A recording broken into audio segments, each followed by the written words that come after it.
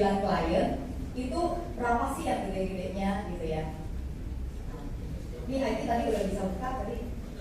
Buka, kalau buka yang 3,3 nya tadi soalnya belum turun ke bawah. Ya.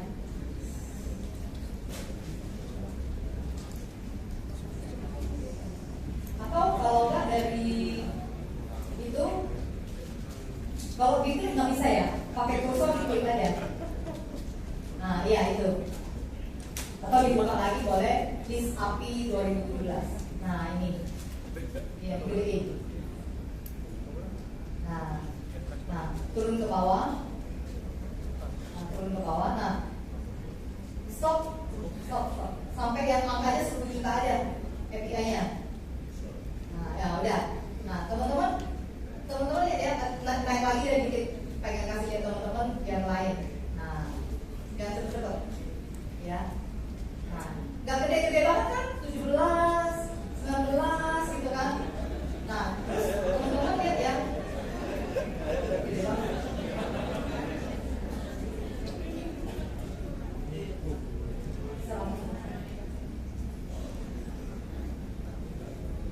Aja kali. Ya, 100%. Nah, teman-teman lihat ya, ini kan sampai dengan 36 itu di atas 10. Ya, 10 juta juga sebenarnya nggak gede sih teman-teman, betul nggak? Tapi saya potong dari 36 di angka 10 juta aja deh. Kalau 10 juta itu sampai angka 36. 36 itu 10 juta ke atas, betul ya? Berarti kalau dari total 80 itu ada 44 orang yang di bawah 10 juta teman-teman. Setuju nggak teman-teman? Lebih dari setengah itu API-nya tuh di bawah 10 juta. Jadi teman-teman jangan mengabaikan isi upgrade yang saat ini sedang berlangsung. Teman-teman kan lihat ya, isi upgrade itu kan API-nya kadang 4 juta, kadang 2 juta, kadang 1 juta. Teman-teman lihat dong, major saya juga segitu. Coba turun sampai ke bawah. Itu sampai ke bawah itu turun, boleh sekarang boleh turun. Nih, ini 9 juta, 8 juta, ya. Terus udah gitu ada berapa lagi? 7 juta. Nah, ini dari 44 itu semuanya kecil. 6 juta, 5 juta, dikerjain teman-teman. Cassandra juga kerjain kayak ginian, gitu. 4 juta, 3 juta, 2 juta. Nambah API-nya 2 juta, ya. Ada yang 1 juta, dikerjain. Yang minus juga ada. Yang minus itu gini loh, saya datang ke dia, saya bilang ada PPH nih, kamu kan belum masih HS, saya upgrade ya, polisi udah janji, pakai kopi, pakai makan. Oh saya sudah ambil AITA. Oh kamu udah ambil AITA? Ya kamu punya HS harus dibuang. Ya udah turunin. Jadi saya ada PPH minus, udah pakai kopi, pakai makan, ada PPH minus. Kadang-kadang seperti itu teman-teman. Tapi teman-teman kita melayani, kita benerin polisnya. Masa kita punya AITA, masa HS-nya masih dipertahankan? Nanti nggak bisa double claim, betul nggak? Jadi saya bilang, kamu sudah punya AITA, baru ambil pula gitu ya, kasihan kalau disuruh tutup. Saya bilang di sini deh, saya bikin HS-nya drop. Jadi apa? API minus buat saya. Nah makanya ada minus. Ya teman-teman ya. Tapi teman-teman, yang penting kita melayani nasabah dengan baik. Kita kerjanya membenarkan polis orang dengan baik. Saya pernah loh teman-teman kalau API minus ya. Saya memang klien saya ini saya selalu review polisnya. Terus hari itu melakukan API minus ke saya. Tapi saya nggak pernah ngomong API minus kalau saya enggak gitu. Tapi pas dia ngomong, kamu ini tiap tahun datang upgrading polis saya, dia bilang. Kamu ngomong datang loh, saya tidak mau ngambil sama kamu loh, dia bilang. Loh, padahal saya lagi ngerjain API minus gitu. Jadi terpaksa saya ngomong. Saya bilang, iya sih, saya tiap tahun membenarkan kalau ada rider baru saya benerin polis kamu. Yang seperti ini, kali ini saya benerin polis kamu, saya dapat API minus. Saya bilang, production minus buat saya. Terus saya tunjukin cara hitungnya. Dulu premi berkala kamu segini, sekarang premi berkala kamu segini. Turun kan? Nah itu ya production minus buat saya. Saya bilang gitu. Terus dia jadi kayak enak hati. Ya? Oh iya, dia bilang gitu. Berarti dia melihat ketulusan saya melayani dia, betul nggak? Terus dia langsung bilang gini, suami saya sih lagi consider nama Facebook sih. Coba deh kamu hitungin Facebooknya buat dia. Coba begitu ya teman-teman ya. Nah teman-teman, pokoknya kita melayani klien dengan baik. Jadi itu yang saya lakukan. Dan ini hasilnya 1,7. Teman-teman, langsung klik tahun ini bisa nggak Anda 1,7 juga dari meja? Bisa banget ya. Nah next ke slide, kembali ke slide. Saya mau tunjukin satu fakta yang sering kali teman-teman alami ya. Teman-teman sering nggak belanja ke supermarket? Belanja ke supermarket ya. Terus teman-teman, saya belanja ke supermarket di Walmart di Amerika ya. Terus saya tuh ya karena mau beli aqua atau mau beli Barbie buat anak saya deh, pokoknya kita masuk ke Walmart gitu ya. Tujuannya sih cuma beli aqua atau Barbie sebenarnya ya. Tapi karena masuk ke dalam gede banget, mau cari counter Barbie atau aquanya aja jauh gitu ya. Di tengah jalan ketemu banyak barang murah ya. Barang murahnya ya, aduh teman-teman cuma $1, mau koma. Teman-teman kalau lihat ya ini ada 0,98 ya. Cleaning kit, buat apa juga saya beli cleaning kit ya. Terus udah gitu ada itu 0,8, ada yang 1,9 gitu ya. Kecil-kecil lah pokoknya gitu ya, kecil-kecil. Tapi ya teman-teman, saya sampai ke counter, bayar berapa teman-teman? Kemarin juga saya belanja di supermarket di Tesco di UK juga gitu. Dia bilang $100. Hah? Saya nggak belanja apa kok 100 on something gitu ya. Ternyata dia cuma beli sikat gigi $12 itu aja udah dijumlahin ternyata 100 pound sterling. Ini teman-teman, ini kan kecil-kecil banget ya kan, tapi ternyata pas dibayar di counter saya bayar itu $200, 3 juta cuma mau beli aku sama Barbie jadi 3 juta gitu ya. Nah itu jangan abaikan angka kecil. Kalau yang udah listnya panjang teman-teman ya, saya tapi hari ini saya langsung ini sama ya dengan API ya. API itu kadang-kadang 4 juta, 1 juta, 2 juta, 3 juta. Tahu kok 1,7 gitu. Betul nggak teman-teman? Sama nggak?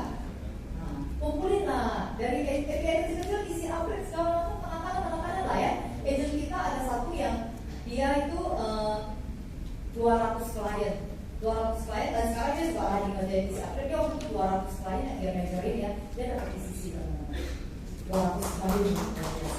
Itu benar-benar luar biasa banget ya, rajin ya. Kalau menurut saya itu kunci utama ya. Nah, kunci yang ketiga teman-teman adalah sabar. Di bisnis kita ini ya harus sabar. Sabarnya tuh harus sabar banget gitu ya. Sama klien harus sabar, sama agent harus sabar, sama leader harus sabar ya. Kita kalau misalnya udah marah sama klien, kita udah kalah ya. Karena klien itu harus selalu kita sabar. Ya kalau namanya klien banyak hal lah ya bikin, karena klien juga nggak ngerti bisnis kita, nggak ngerti kita ngomongin dia, tapi kadang-kadang ya mereka memancing kesabaran kita ya. Teman-teman, saya mau cerita satu apalagi teman-teman bisnis ini bisnis manusia, terutama dalam hal pengembangan tim. Teman-teman harus sabarnya panjang banget ya. Saya mau cerita satu panjang sabar yang saya pernah ngalamin gitu ya teman-teman ya. Teman-teman, ini saya kasih lihat ya. Dulu Eri sama Cassandra ya itu merekrut namanya Lim Kung Ning ya. Lim Kung Ning itu dia kerja di Papua dan dia merekrut ada temannya yang namanya Melena ya. Melena udah naik jadi UN dan Melena naik jadi UN. Terus ternyata satu dan lain hal, Melena itu demosi ya, tidak jalan, ada di Papua, Kuningnya udah di Jakarta ya. Melena ternyata meninggalkan ada satu agent yang namanya Maju dan Kinanda. Itu lebih jauh lagi dari Timika, mesti masuk lagi ke yang kota yang mesti lewati mobil itu yang banyak penembakan itu, yang ke Papua, yang ke Freeport, apa namanya ya? Tanjung apa gitu ya? Lupa saya. Timika masuk ke dalam lagi gitu, yang di sepanjang jalan menuju ke sana itu banyak penembakan. Untung tahun itu belum banyak penembakan ya, kalau udah mati gitu ya. Karena saya sama Edi menuju ke sana menemui si Maju Imelda. Setelah kita motivasi, akhirnya mereka bisa lah jadi leader kita. Ya, senang juga ya. Akhirnya bisa jadi leader. Tapi karena Maju dan Imelda mau ke program punya anak gitu ya, mereka akhirnya meninggalkan bisnis ini ya. Dia walaupun udah punya tim, dia udah jadi leader pun dia demosi. Lagi ya emosi ya. lagi ternyata ada agent dia lagi namanya Anthony Panjaitan, ya, yaitu adiknya si Mani Panjaitan. Terus kita bilang, yuk kamu yuk jalanin gitu ya. Kita bantu Anthony sampai jadi leader. Terus tapi ternyata Anthony juga meninggalkan bisnisnya. Apa loh, jauh loh teman-teman. Balik lagi nggak? Terus habis itu kita tetap nggak menyerah, kita cari lagi, buku-buku lagi di dalamnya ternyata ada seorang agent namanya Boston Panjaitan, di mana keluarga dia sendiri juga. Terus akhirnya Boston Panjaitan nasibnya juga sama, ya. Nggak lama udah promosi, ini semua udah promosi jadi leader ya. Udah kita bantu jadi agent, berjuang lagi dan promosi jadi leader, terus akhirnya hilang juga, ya. Teman-teman, ini udah berapa orang yang kita lewatin, ya. Terus tapi si Boston Panjaitan akhirnya menemukan yang namanya Ibrahim Kamila, ya. Ibrahim Kamila ini adalah salah satu KPM owner di Timika, ya. Dan habis Ibrahim Kamila mulai menuai, ya, Agustinus Saram. Agustinus Saram ini adalah KPM owner di Makassar, ya, MK10. Terus Agustinus Saram menelurkan satu yang namanya Agustin dan Parsini. Ini adalah KPM di Sorong, ya. Teman-teman, ini adalah dua banyak sahabatnya kita. Kadang-kadang ya kita ibaratnya itu kan, saya lupa ya, saya nggak mendapatkan gambarnya. Saya pernah lihat ada satu gambar yang orang lagi menggali emas gitu ya. Itu sebenarnya kurang dikit lagi gitu loh, dia berhenti. Nah teman-teman, bisnis kita tidak ada yang gagal. Yang ada adalah berhenti terlalu cepat. Coba teman-teman bayangkan kalau saya itu tidak sabar dan berhenti di Boston Panjaitan. Tidak ada yang namanya Ibrahim Kamila, satu KPM owner, Agustinus Saram dan Justin dan Parsini, teman-teman. Ya, jadi teman-teman jangan berhenti, terus aja. Bisnis kita nggak ada yang gagal, nggak ada yang gagal. Yang ada adalah berhenti terlalu cepat aja, teman-teman. Prospek juga sama, datangin aja terus, lama-lama juga dulu juga pasti ada gitu, ya. Nanti di slide yang sesi berikutnya saya mau kasih juga contoh persistensi saya ya. Saya orangnya juga persisten banget gitu. Persisten dan kayak komputer ya, kayak di program komputer saya akan lakukan terus. Tapi jangan sampai menyebelin ya, jangan sampai menyebelin klien gitu. Tapi saya nggak pernah menyerah gitu. Ya saya akan terus gitu. Ya. Nah teman-teman, kita sekarang ya kalau misalnya tadi teman-teman udah lihat ya, merekrut, membimbing dan mendampingi seorang agent. Kadang-kadang memang terasa tough ya. Menurut saya ya kadang-kadang nyebelin juga gitu ya. Nah, tapi teman-teman ya, kita itu sebagai leader itu harus punya panjang sabar yang luar biasa. Ya, teman-teman, saya mau cerita ya satu cerita. Mungkin teman-teman udah pernah dengar ya. Ada satu orang mau naik pesawat, ya. Dia karena pesawatnya delay, akhirnya dia ada delaynya sekitar 1-2 jam. Dia pergi ke toko buku, dia beli buku dan beli satu kantong biskuit, ya. Sambil menunggu pesawatnya terbang, terus dia sambil baca buku dan makan biskuit. Tiba-tiba dia merasa ada satu orang duduk di sebelahnya dia, ikutan ambil biskuitnya. Pernah dengar? Nah, setiap kali dia ambil satu, cowok itu ambil satu. Dia ambil satu, cowok itu ambil satu. Tidak izin. Sebel nggak? Sebel banget ya. Kok nggak pakai izin ya? Gitu ya. Terus terakhir tinggal satu. Dia sengaja biarin. Lihat cowok itu berani ngambil nggak? Kalau berani ngambil akan ditangkap ya. Jadi kurang ajar banget ya. Udah ngambil selama ini, sisa satu pun mau diambil gitu ya. Nah sisa satu dia sengaja biarin gitu. Dan ternyata sisa satu cowok itu pelan-pelan dia ambil juga. Karena lama kan cewek itu mengambil, akhirnya dia itu ngambil juga. Dan dia belah dua disisain setengah. Udah marah banget dong, pengen marah. Tapi ternyata dipanggil masuk ke pesawat. Ya sudah, udah nongol-nongol dia masuk ke pesawat ya. Terus sampai di pesawat, dia pas mau beresin tasnya, dia mau masukin bukunya, dia pas buka ternyata kantong biskuit dia masih ada di dalam tasnya dia. Jadi apa tuh? Selama ini yang ngambil biskuit orang siapa? Iya gitu loh ya. Nah teman-teman boleh ketawa teman-teman ya, tapi seringkali itu kita ngalamin sebagai seorang leader terhadap seorang agent ya. Kita sebagai leader kadang-kadang sudah melakukan yang kita tahu yang terbaik buat agent kita suruh training, kita suruh ini, suruh ono, membiarkan dia presentasi sendiri, membiarkan dia kadang-kadang juga perlu dimarahin, kadang-kadang perlu diapain lah gitu ya macam-macam ya. Agent kadang-kadang sebel, leader gua ini ya gini, dapat okar segala macam, gua juga kayak sapi perah buat dia segala macam ya. Nah, kita berpikir yang negatif terhadap leader kita. Tapi teman-teman tahu nggak, leader itu melakukan semuanya untuk kebaikan agent. Karena dia mau mendidik Anda menjadi dewasa, mendidik Anda untuk berdisiplin dan beraktivitas. Ya. Tapi semua yang kita lakukan di pikirnya itu untuk kepentingan dia. Tapi begitu jadi leader baru sadar kok pikirnya ternyata selama ini ya kebalikannya gitu ya. Nah itu sering kali dialami oleh leader. Tahu nggak? Itu curhatan para leader ya. Teman-teman, merekrut, membimbing, menolong seorang agent itu tidak gampang, perlu proses yang panjang. Tapi teman-teman kalau misalnya mikirnya agent, capek. Coba teman-teman mulai sekarang switch mindset teman-teman. Anda sedang merekrut, membimbing, menolong, mendampingi seorang calon adik kita.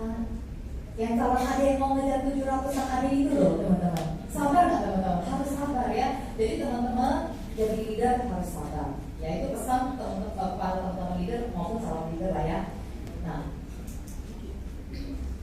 satu lagi, orang bodoh kan tadi dikalahkan orang pintar. Orang pintar kan dikalahkan orang rajin. Orang rajin dikalahkan oleh siapa? Orang pintar dan rajin, kayak saya gitu. Enggak ya teman-teman.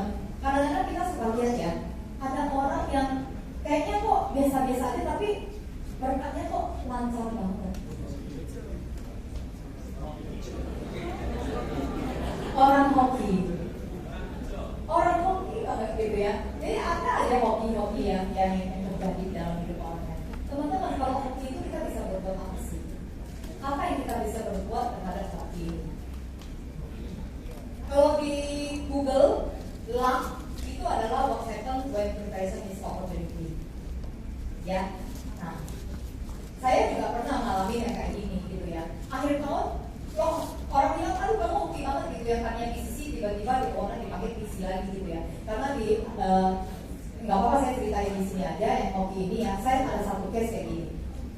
Saya tanggal 15 Desember closing date ya. Terus udah gitu tanggal 13 kita udah santai-santai, sudah PCC toh, udah santai lah pokoknya gitu ya. Terus 13 Desember malam tiba-tiba dari 9 malam ini dapat telepon dari temennya, lu masih di Indonesia nggak? Masih. Lu bisa datang nggak ke Plaza Senayan? Kok pengen konsultasi soal pajak gitu ya. Nah waktu itu Edi langsung datang, saya bertidur. Begitu dia datang ternyata dia bilang, aduh saya tuh kelebihan untung, kelebihan profit. Gimana caranya Indonesia bisa nolong nggak? Teman-teman kalau ditawanya begitu bisa nolong nggak Indonesia? Lu bisa melakukan sesuatu nggak buat gua? Bisa. Caranya? Anda bisa langsung jawab nggak? Belum tentu, harus nanya leader dulu, betul nggak? Harus nanya dulu. Kalau kita, enggak, kita itu sudah siap. Kita siap dengan berbagai pengetahuan. Ada UK 13, ada PSK AK 24, segala macam aturan pajak udah ada di kepala kita. Karena kita belajar. Kita langsung bla bla bla bla bla bla bla jelasin, deal, gua ambil satu company gua ambil. Dia bilang gitu. Tapi kita bilang kalau lu mau tahun ini, waktu lu tinggal besok. Karena tanggal 13 ini udah malam, tinggal 14 kita harus beresin, 15 kita udah harus submit gitu. Gak apa-apa, kamu kerjain aja tanggal 14, kita tanda tangan karyawan saya langsung pesan, dia bilang ya, besok semua karyawan tanggal 14 tanda tangan, terus habis itu tanggal 15 dia tanda tangan, terus habis itu kita submit dan issue 400 juta lagi. Yang tadinya rencana bisnis ya jadi bisnis lagi gitu tahun itu ya. Nah, terus banyak orang bilang kamu tuh hoki banget. Iya sih, betul. Tapi sometimes kita bilang hoki itu kan memang nggak bisa kita kontrol ya. Itu diberikan oleh Tuhan ya. Nah, tapi setidaknya kita sebagai manusia itu kalau kita butuh ya luck is what happen when preparation meets opportunity. Ada persiapan, ketemu kesempatan, datang kita bisa langsung sambut. Coba kalau kesempatan itu datang kitanya nggak siap, sama aja nggak dapat gitu. Yang kita bisa lakukan adalah kita melakukan persiapan diri kita. Seperti ikut training seperti ini itu adalah persiapan buat teman-teman untuk mendapatkan menampung klien-klien yang akan nanti dicari teman-teman ya. Nah teman-teman kalau menurut saya ya hoki itu juga tergantung, banyak orang bilang amal ibadah, betul nggak ya? Ya berbuat baiklah dalam hidup kita. Nah itu adalah alunan juga sih menurut saya. Jadi kunci keempat menurut saya di bisnis kita ini ya, di bisnis manapun sih sebenarnya ya, doing the thing right ya, all the time itu nggak gampang. Memang banyak godaan. Ya, godaan banyak yang bilang, oh lu bisa begini loh, sama progression nanti ini aja lu submit, nanti free lookin gitu. Ada kan? Tapi promosi nanti free look gitu. Itu banyak, tapi perbuatan seperti itu jangan Anda lakukan. Atau misalnya ngambil masalah orang, ngambil agent orang, atau segala macam itu jangan dilakukan. Teman-teman, berkatnya akan dipotong. Ya, teman-teman, do the thing right all the time. Baik kepada klien, baik kepada teman, baik kepada rekan bisnis, agensi lain, segala macam. Sharing juga teman-teman ya. Kalau menurut saya, apapun yang kita miliki, kita harus sharing kepada sesama kita, ya, kepada teman-teman seprofesi. Kalau kita selalu melakukan yang hal itu, tapi katanya diberikan oleh Tuhan. Itu adalah kunci keempat, teman-teman. Hati-hati dengan perbuatan Tuhan. Oke? Mungkin itu saja yang saya bisa bagikan ya untuk sesi pertama. Semoga bisa bermanfaat teman-teman ya. Kalau masih ada waktu, boleh bertanya seputar bisnis, pengembangan bisnis.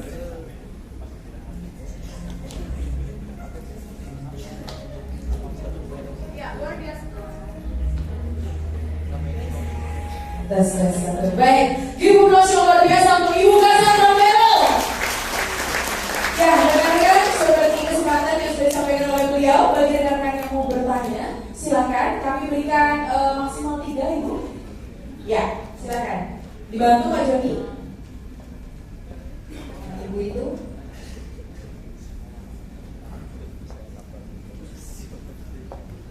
Ya, 2 lainnya, silakan. Mungkin di sayap sebelah kiri panggung.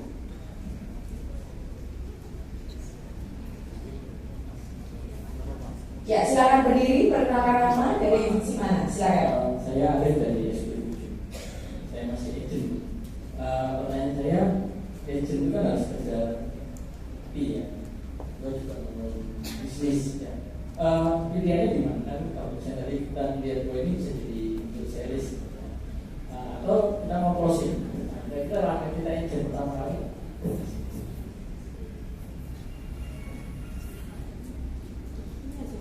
Oke, Pak Aris bertanya kalau agent, kalau dia orang mendingan rekrut atau jualan gitu ya. Nah, khusus agent, kalau menurut saya teman-teman Anda masih tugasnya itu jualan, ya, jualan dulu. Tapi juga sambil, kalau tadi kan kalau yang leader kan dia orang harusnya rekrut dulu gitu ya. Tapi kalau Anda masih agent, Anda jualan dulu karena harus penuhi kamar dulu. Pak Arif harus punya uang yang banyak supaya bisa merekrut orang. Ya, jadi kalau misalnya cerita sama orang kan, yuk jadi agent, kamu sendiri udah dapat apa? Nah, kalau belum dapat apa-apa kan nggak bisa rekrut orang, betul nggak? Jadi yang penting harus penuhi kamar dulu. Jualan dulu Pak. Kalau agent jualan dulu ya, jualan dulu. Jualan cepat-cepat, ya minimal 200 juta, udah dapat 7 juta kan? Kalau omsetnya 200 juta, Anda dapat 7 juta. Kalau 300 juta, Anda dapat 10 juta. Kan enak ya cerita ke orang. Saya baru bisnis di sini cuma berapa bulan dapat 10 juta loh sebulan. Ya, Oke. Sudah terjawab ya Pak Arif. Baik. Ya, di sebelah mana? Oke, di tengah Pak Joni dibantu. Tinggal satu kesempatan lagi ya. Silakan Ibu perkenalkan nama dari agensi mana? Saya Prasianisi dari G1 Uber. Mudah-mudahan kan selama ini saya lihat rekrutannya banyak sekali ya. Sampai ini 500 orang. Yang ingin saya tanyakan tuh pada saat di awal kalau ngajak untuk agent, jadi agent itu seperti apa? Terima kasih. Oke. Nah, teman-teman itu kalau misalnya ngajak orang rekrut, orang ke bisnis ya, teman-teman kita mungkin nawarin lewat telepon ya. Jadi dulu saya juga awal-awal suka melakukan, waktu saya masih pengalaman awal jadi agent ataupun leader baru, saya dulu juga sering melakukan kesalahan sih. Jadi saya itu ya kan di OP itu kan ada hari Sabtu. Terus saya selalu kalau udah hari Jumat udah mulai panik, udah langsung telepon orang. Ini besok bisa datang nggak? Lihat peluang bisnis kita nih, profesional nih, segala macam kayak gitu ya. Kira-kira ditolak nggak? Pasti ditolak. Orang pasti jadi agent gak deh gitu ya langsung gitu ya. Karena itu ibaratnya kayak kita nawarin polis, Pak mau nggak masing-masing gitu loh. Nah itu sama gitu loh. Jadi saya menawarkan bisnis itu terlalu vulgar gitu ya. Langsung to the point itu nggak bakal jalan deh.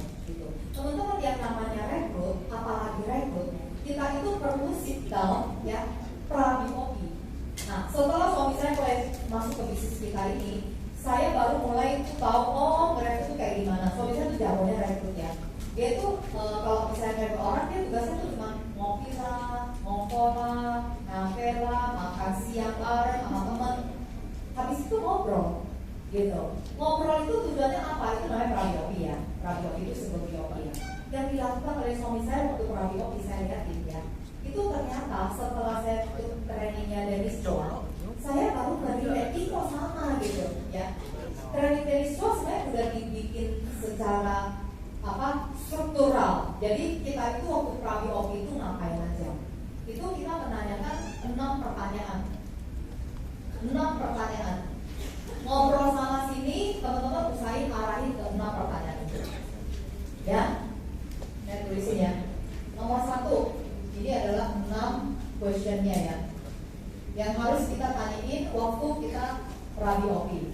Nomor 1, kita tanyain job desk-nya dia. Kalau kita training orang, kita harus lebih banyak ngomonginnya itu adalah dia, bukan saya. Ya, lebih banyak tanya dia. Ini gimana kerjaan? Sekarang udah posisi apa? Oh, manajer accounting ngapain aja sih?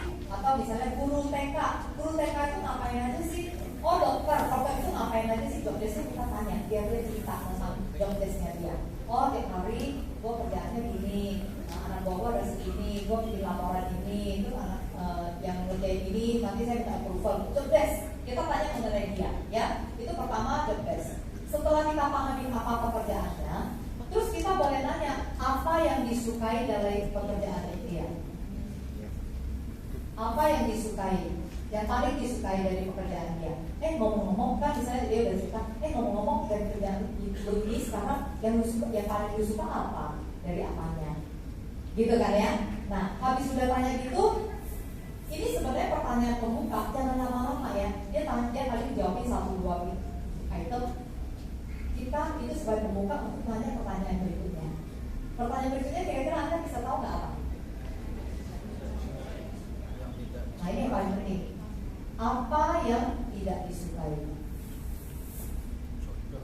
Prayogi ini kan kita sebenarnya tujuannya adalah mencari TOP ya teman-teman. Betul nggak? Kita cari trade of discomfort, ketidaknyamanan seseorang.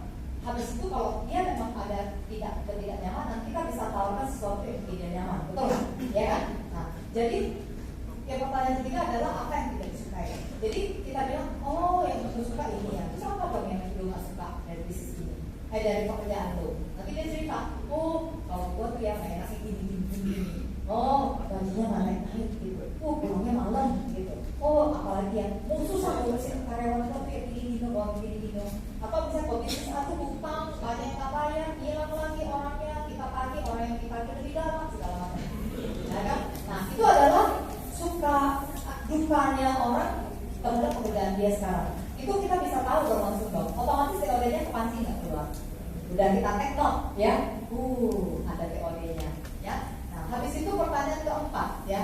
Pertanyaan keempat itu kita bilang, terus jadi masukan lu apa nih? Kalau misalnya apa yang lu pengen ubah atau apa yang ingin diubah dari pekerjaan yang sekarang? Kalau lu boleh mengubah itu, kalau itu harapan, betul nggak? Itu kan berarti harapannya dia kan, harapan dia. Jadi dia keluar tuh harapan dia, gitu kan? Nah, habis itu ya kasih pertanyaan yang menggelitik hatinya, ya. Kira-kira 5 tahun ke depan lagi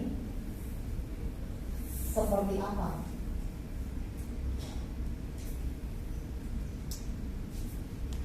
Ini pertanyaan kelima ini udah cukup menusuk ya. Jadi kita bilang, menurut lu kira-kira 5 tahun lagi kalau lu terus mengerjakan pekerjaan ini, kira-kira lu akan bakal seperti apa?